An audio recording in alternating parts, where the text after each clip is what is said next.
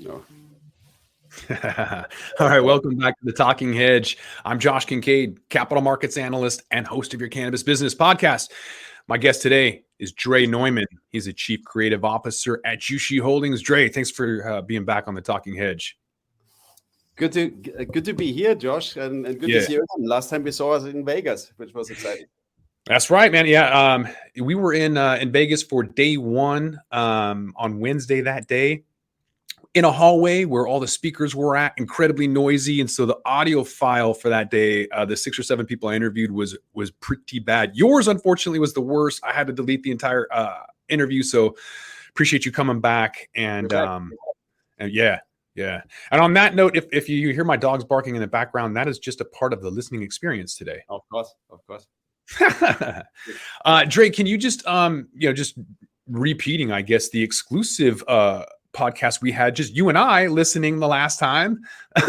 Maybe you can tell everybody else though, actually, what you do for Jushi. Yeah, so I'm the chief creative officer of Jushi. So I run basically all digital of Jushi. This includes the e-commerce, all the brands. We have like six brands in 6 states with tons of SKUs. So from vapes to flower to pre-roll to now edible. Very cool in Pennsylvania. We just launched some fantastic gummies. The brand is called Tasteology. And so and everything else, which is basically what you see outside from Jushi, like as well all our films and all our basic communication and the PR is done by my department, which is called the creative department. And this is purposely called like that because we think marketing is not the right word for it. So we're trying to really solve things through creativity in Jushi, and there's a lot of content. We think content connects with the people, and like we put a lot of effort in this, and it's interesting that as well my responsibility is as well very much online driven, right? Because the online is a super interesting and super new thing for cannabis, right? We know like companies like Jane we're working a lot with, they launched not so long ago, right? And we're great partners, and we're making really history here at like online pre-ordering and like now going places where nobody could else go before, like and finding the dispensary, making an order, and then picking up at the store at the moment, right? That's what we do. I want to get into some products and storefronts and everything else. We'll work our way there eventually. But I was just looking at this BDS analytics report, and it said that over 36% of consumers listed the location as the reason for their favorite dispensary. And so when I went out to Hello Again, that's one of Jushi's stores in Vegas, it was significantly off the storefront. So I can only imagine that that's mostly like locals or whatever in the area. I'm wondering if you're seeing the same thing at stores where it's all about location, and curious how far people are willing to travel. Yeah, I think so. I always draw my circle around 6 miles around the dispensary. So now this depends. Do you have competition, right? And then within the 6 miles, if there's 3 or 4 stores, you have this in California. You can have stores next door and stuff. So I think 6 miles is the magic number. People, it's like compared with the local liquor store. You go walk there, and then it's the closest, and you go there and you pick it up. So I think that's it. And then of course, where it comes to more, I think you can get more sophisticated. If you have special products you're carrying, nobody else has, that would be an advantage to bring people to you. Or the big battle is, of course, the prices and the promos. And that's the sad thing, that everybody has the same product, all those dispensaries, and then you're fighting, basically. You have this kind of, I call it the death spiral. We go down in prices all the time. This happens a lot in California and some of those recreational markets at the moment, when you have a big competition in the illicit market. So it's challenging. It's challenging times. We all know that. But I think you have to focus again on innovation. And this is times where you can come up with stuff where you can make a mark. We know in the last recession, there was in 2008, there's a lot of great companies came out of it, like Uber or like Airbnb and stuff, and took advantage of this situation and had solutions which people benefited from, and then they've got a lot of traction, and lots of new companies have been born in this. And I think you have to see it here as well in the cannabis industry. It's like that. We have to innovate. Coming back to the stores, your original question, make sure the experience is right. You treat your people well and have good good product, good prices, and the people will come back. Mm-hmm. Yeah, in Washington, we have within a 6 mile radius, there's 24 stores. You could literally go right next to one another without leaving the parking lot. And within a 5-minute drive, there's literally 24 stores right there. So the competition is fierce. And so I'm wondering, with some of these changes, if that's more of a traditional queue, like what we're seeing right now, if people are like, oh, I want something to be more convenient, I want about a location. That's interesting, because if cannabis is legal, you would drive any amount. Like, look at what some of the illegal states are doing, Wisconsin and some of these other places going to Illinois. I'm wondering if this is just an indication that cannabis is maybe normalizing. Do you see this as where consumers are just basing their purchases on traditional cues like price and convenience? 100%. I think that's why I mentioned the online. The online gives them the possibility to really compare efficiently, very quickly, where's the best deal, where's my product I like the most, and can compare it very, very efficiently. So that's key, that you have that experience, right? And then like be better than others. And I call it frictionless. So the frictionless experiences is key to get your customers. If you have to wait long, if you don't really find a place, if there's no good parking, and all that indicates like, okay, I'm going to this other place. I maybe drive 3 minutes more, but I go to the other place. Mm-hmm. And okay, you're back. I just saw you disappearing, but I kept going. I'm just playing around with the views here, you know. Good.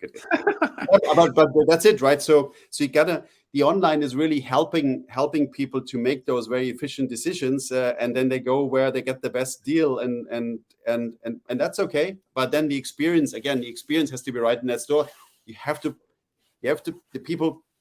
get them back in the store. So that's important when they want an efficient checkout, or they want like talk about stuff. And this the last thing, I think I said this in our last interview as well. It's so important to not forget the original medical patients in those markets. And even if the state turns recreational, you got to respect them. You got to give them priority. You got to make sure this is not like a price game where they take an advantage of it. This is really people who need the medicine. It's and this is what we always trying to make sure. And we're very well trained with that. We have in Pennsylvania, we have very good dispensaries. We have still a pharmacist on staff, and you can have your meeting, and you can talk about the various intake methods which would be best for you. But as well, you have the hipster bartender there, and we can just tell you, okay, that's cool. And so you have both the best of two worlds in one place. I think that's why it's called Beyond Hello as well, because we want to go a little bit beyond the just, okay, hi and goodbye, right? So this is how we set it up. I say what I want to say, keep that as well. I saw it in Illinois. You were mentioning Illinois. In Illinois, I was part of switching to recreational with our stores there. And this was a very important aspect of it. You know, you cannot never just, okay, it's now all fun, and my medical patients have to be in this long line around 3 blocks and they don't get their medicine. It cannot happen. So we have to make sure this is always super respected and make that journey for them the most efficient and frictionless. So that's what we do, online and brick and mortar, of course. Yeah, I definitely like, if you take a look at the medical marijuana states like Washington, you'll notice that they just become tourist weed. It's really hard here finding any kind of real decent quality. A lot of people in Washington that were medical have gone back to the legacy markets, and I'm actually thinking about going and getting my product from them, because I'm just tired of the lack of consistency, lack of availability, and lack of quality is huge. And I have to still filter by price and THC. I can go to a new state or newer state like Vegas and filter by the effects. I can go and see what kind of terpenes I want. So it's really frustrating on that experience. And so it's not very enjoyable. I'm wondering what your vision is when providing an enjoyable experience. Back to the BDS analytics report, 16% cited that an in-store experience determines their favorite dispensary, and 1 in 4 people said that they wanted an enjoyable experience. I don't really know what that means, but what is your vision in trying to provide that enjoyable in-store experience? Well, this is interesting, because there's now the current. So I think, look at the cannabis industry. Look what Madman was an interesting example. Madman kind of set the standards, and they built these great stores, and they had like one-on-one sessions, and they were very good customer service, very cool looking stores. They kind of tried with that experience normalize cannabis. So I think people went a little bit too far as well with that idea, because the it's not an Apple store. You don't sell iPads for $1,000. You have to find the right balance, how much service you can give. However, it's so important to have the new people, the people who have the first time their experience, they have to be really like guided well, and they have to make them comfortable, because it's a new thing. It's very intimidating to go into a store like that. So I think that has to be focused on, but then you have to as well offer, like, really for the current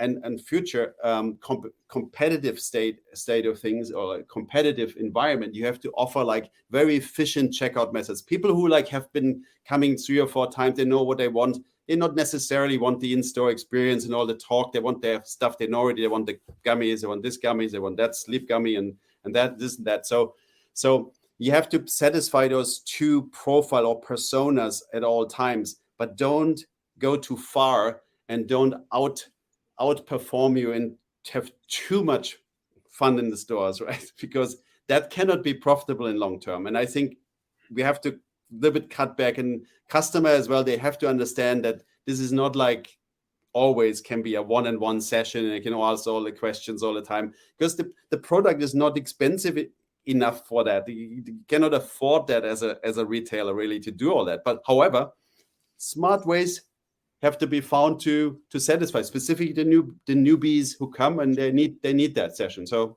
I think you have to find the balance between business. Otherwise, the store is going to be not around. If you have like 10 people standing in there and everybody's ready for a one-on-one session, that cannot survive long term, right? That might be surviving on some investor money for a while, and like you're not going to have a good business. So find the right balance, but provide a good service and know your people, right? And what they want. And you can learn a lot on data with that. And that's what we do. You look at the data, look at the data. Yeah, I think there's a happy medium between a library that's boring and then maybe like a mall store that's really loud and too much perfume and whatever. I mean, that's an experience. It's not the one I want. But I think there's a happy medium for different types of folks. 100%. And it's like, you can say lifestyle. We have done a lot of stuff. We had a lifestyle concept. We're selling other stuff. We have collaborations with artists. I did this collaboration with Colin Hanks, my friend, who has this bandana line. We're selling this in the store. So we're adding products as well, which are not cannabis related to the experience, which was an interesting experiment, I call it.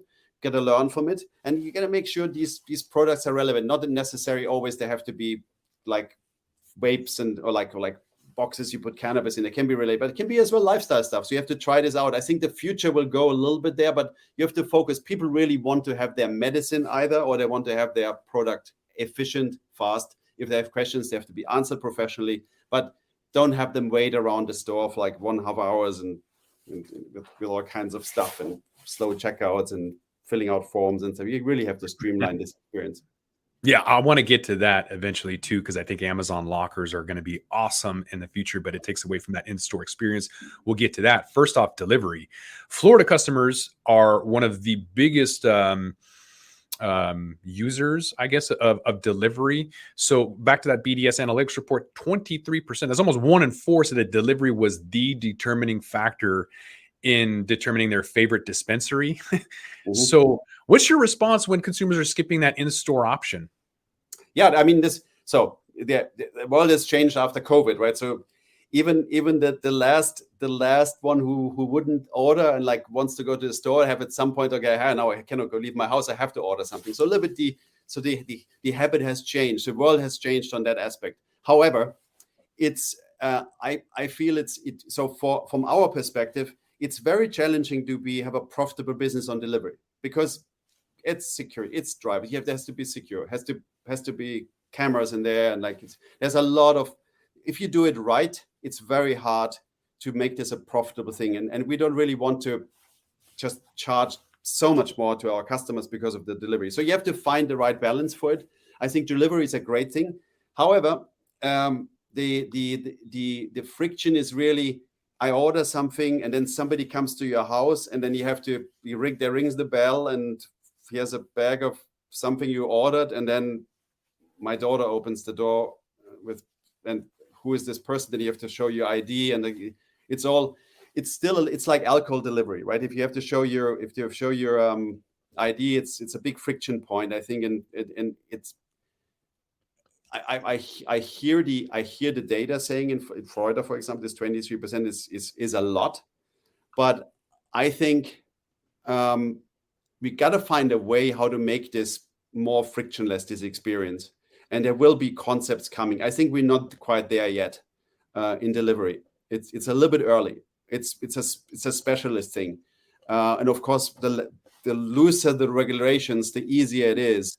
But we do a lot of delivery in Vegas, for example, and then in Vegas, I have the problem, you cannot deliver to hotels. It has to be a private address, and all that kind of is still like very, very tough, right? Cutting out a lot of opportunities for delivery. So it's definitely, it is the future. You mentioned Amazon lockers. It's as well, I think this is a good example. Like you maybe want to create like stores which are drive-through only, express only, and as less human interaction as possible, as pickup hubs. When really it gets more advanced and people really know what they want, then I want to pick up my wild gummies. I want to pick up my Testology gummies. I order them online. They're going to be in the locker and pick it up and take it as all safe. I think that's definitely the future, but slowly but surely, still too much friction. It's hard to build profitable businesses with that. It has to be, I'm saying, from our perspective, because we have to give the customer a great experience at a great price. So that's very hard, right? Without losing money. Mm-hmm. Yeah, that's the trick. Yeah. There's going to be, I mean, it's new for everything, everyone. It's still very, very early in the game. So when additional competition does come online and compete against stores like Beyond Hello, I think that's going to prompt a lot of in-store experiences to compete against. Could the legal limitations, however, on displaying products make online ordering even a larger factor? Mm-hmm. How do you kind of counter that trend? Because Washington State has 1,700 products all displayed. You go to Vegas, none of them are displayed. You have an iPad, different experiences, different intimidation factors. Yeah. And so kind of when you have limitations on being able to display it, is that going to create more online ordering? What's your take, and how do you address that? So it's interesting question, because I can see, so the newer markets, the East Coast markets like Virginia, Illinois, Pennsylvania, they have been trained from the beginning on online pre-order, right? It's like, and they've been shown, because the other states they didn't have that. There was no online pre-order. You had to go to the store. So these stores, they have been launched with online. So people see on the menus, and the photos are getting better. The strain photos getting better. The product photos getting better. It's like the juicy hamburger. You get mouth-watering pictures of on our menus. If you go to our menus, you get really mouth-watering pictures of flour, and it's the real flour. We make sure we go to this grow. We shoot the exact strain always when it comes out from a new harvest, and this is what you see on our menus. This is like the hamburger with the melting cheese on it, so the flour and the crystals.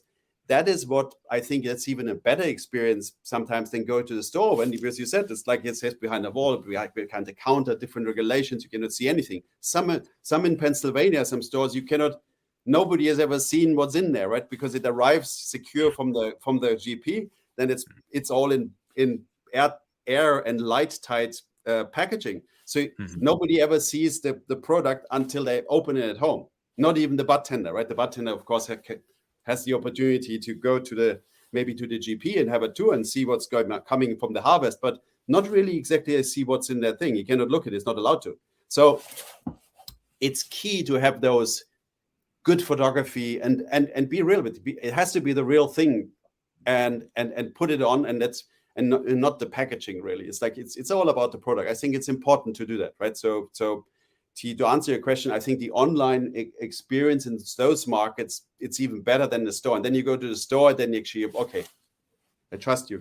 This will be in this box, because I'm never going to see it until I go at home. So I think that's important. So until we can show stuff in the store, like in Nevada, of course, you go in the store, like in one of our stores, you go in there, and then it's like a French bistro. You have the shelves, like it looks like the flour is all on the shelves, like in the like the croissants in the bakery, right? Yeah, right. So that's a great way to do it as well, but it's not possible everywhere. So bottom line, both experiences have to be top notch. If you limit it by regulations in store, then you have to make sure your online experience shows the mouse watering images of the stuff.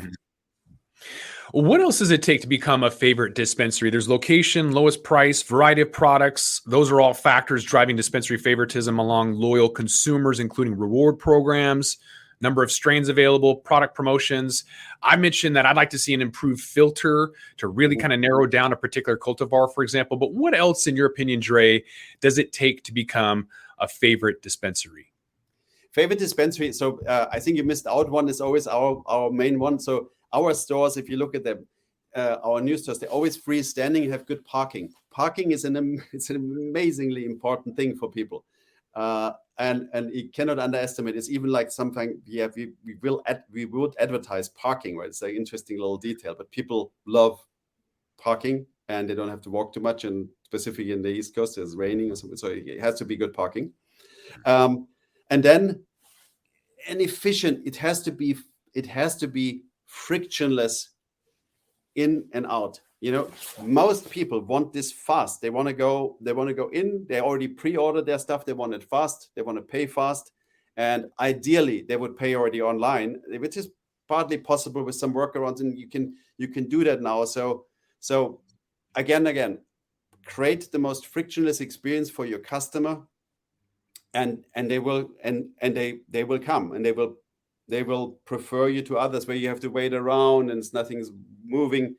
And there's a lot of those, because specifically if you don't have your game down in those very regulated medical markets, then you could end up in filling out forms and sitting like a doctor's office sometimes, right?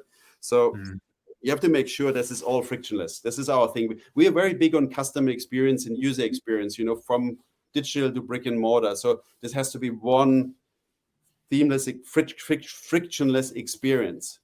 And we always find them again. You cannot audit enough. Like you always find new frictions. They're the gold kind of, even like you find. And when you remove that, then you see it. Oh wow, we have more customers, more transactions, and more happy people, and better reviews. Mm-hmm.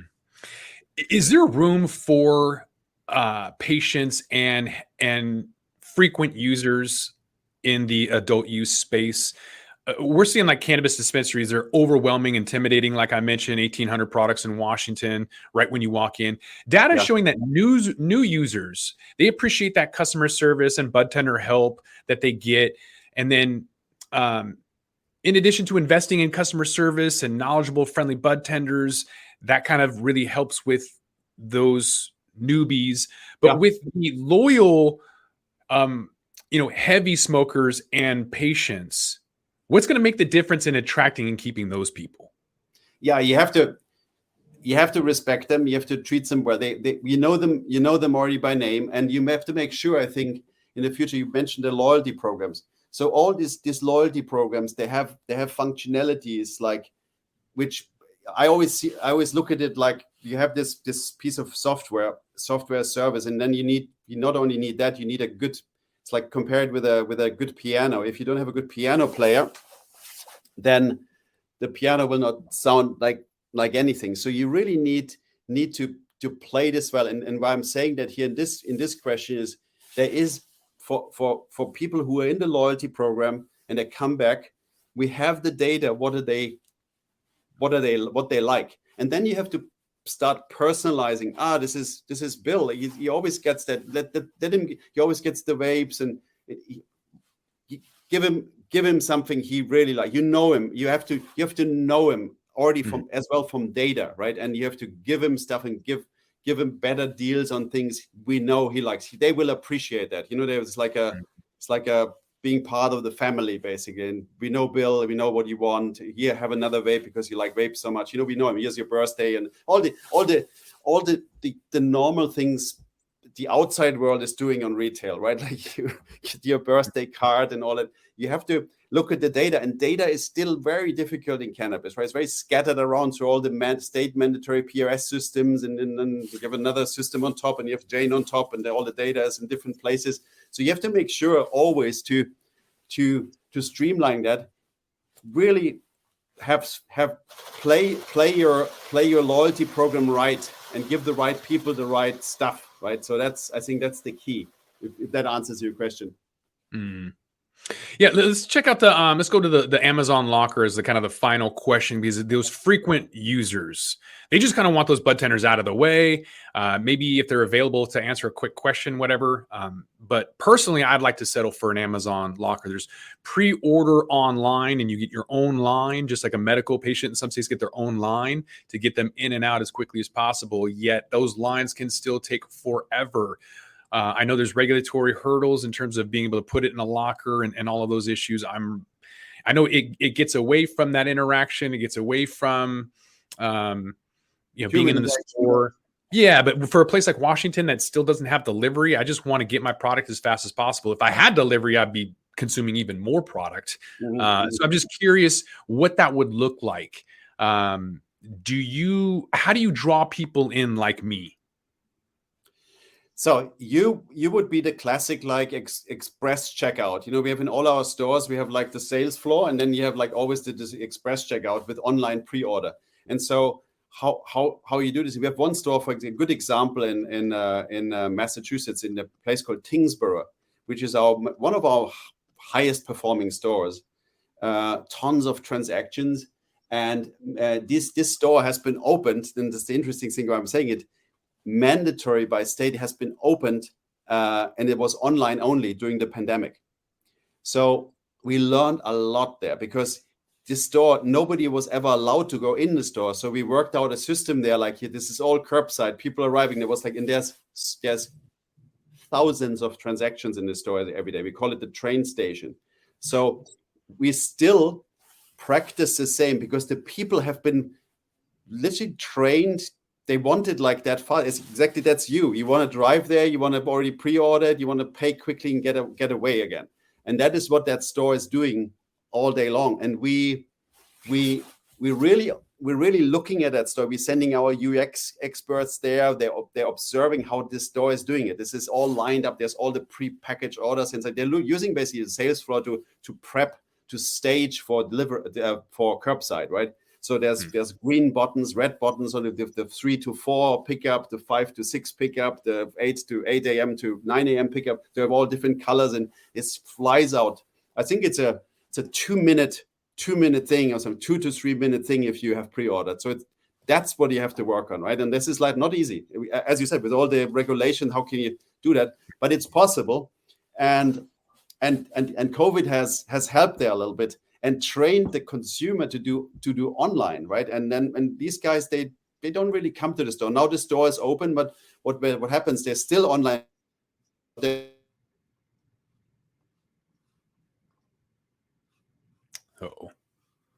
Send them new stuff at the and I say this purposely I say upsell, because it is upsell. So it's like, but upsell is a good thing, right?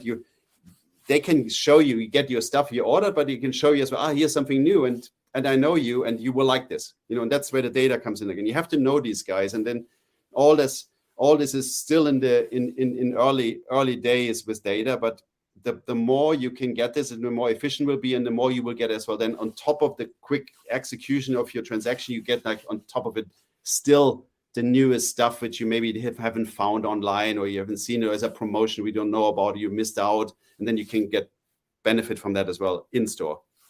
So I think this is how you have to play it. For you, this is like a express checkout curbside business, like online pre-order. All right, Dre Neumann, you're the chief creative officer with Jushi Holdings. You guys are on OTC markets under ticker symbol JUSHF. Where else can they find you at? Jushico.com. So Jushi is sushi with a J, and then CO, Jushico.com. And there's really, like, from there you can spread out into the digital kingdom of Jushi. And Jushi, I don't know if you know where the name came from, but the CEO Jim Cacioppo has actually invented the name himself, and he named it after this old 2,000-year-old Chinese kingdom where they found an emperor 1,000 years later, buried in cannabis leaves. So this is where Jushi comes from. So it's a cool thing. So Jushico.com. Yeah, I should have asked Jim when he was on the podcast. I didn't even ask him what the name was. I just assumed he made it up. Yeah, but he was sometimes it happens in very fast. You can look for names forever and then you're not happy, but he did it like fast, and he had a story, and the story is brilliant, and I cannot wait to travel to the Jushi kingdom. All right. I think with that, though, we're going to have to roll this one up. So I want to thank my guest, Dre Neumann, Chief Creative Officer with Jushi. Appreciate you being back on the Talking Hedge. Thank you, Josh. Thanks, Dre. I'm Josh Kincaid. This is the Talking Hedge. Don't forget to like, share, and subscribe, or don't, and I'm out. Thanks for listening to today's show. To check out more great cannabis podcasts, go to podconnects.com. Here's a preview of one of our other shows. Season 1 of Dope History is now available at dopehistory.com. Dope History weaves you through the lives of those who have been touched by cannabis or have had an influence on the events that shaped our laws or relationships with this plant. You'll hear tales from Frenchie Cannoli, Keith Strop, Eddie Lepp, Tom Alexander, Ed Rosenthal, Wolf Seagal, Jorge Cervantes, and Tommy Chong. Available now at dopehistory.com.